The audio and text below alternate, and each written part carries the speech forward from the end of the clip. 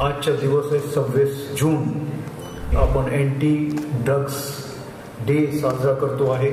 Information आली, intelligence आली, आपण रेड केला, परंतु ही जी समस्या आहे ड्रग्सची, ही समस्या फार वाढत आहे, इंटरनॅशनली वाढत आहे. इनफॅक्ट कालचे सेशनमध्ये असं सांगण्यात आलं की हे जे काही देशामध्ये याला लिगलाइज करण्यात आलेलं आहे काही नशिली पदार्थांना, आणि याचं कारण असं आहे की they cannot control these drugs, so the best is to legalise it.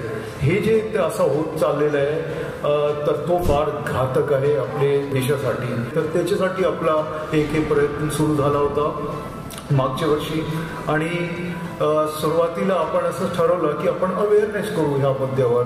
आणि ज्यावेळेस आपण अवेअरनेस करतो तर हे एक पब्लिक प्लॅटफॉर्मवर चर्चाचा विषय बनतो, आणि ही चर्चा सुरू झाली आणि लोकांमधून स्वतः एक इंटेलिजन्स आम्हाला येत गेला, आणि काही रात्रीच्या वेळेस आपण ऑपरेशन्स केले, आणि हे करत करत आपण मागचे 1 वर्षामध्ये जवळपास 1000 असे क्रिमिनल्स आहेत त्यांच्यावर आपण कारवाई केलेली आहे, आणि त्याला आपण शोधून काढलं, आणि त्यांचे मागचे जे गुन्हे होते ते गुन्ह्यांबद्दल माहिती काढली, आणि मग ती सगळी माहिती आपण एक ॲप जे आहे आपला सिम्बा ॲप, त्या ॲपमध्ये आपण टाकली, आणि त्या अनुषंगाने आता आपलं पुढचं काम चालू आहे.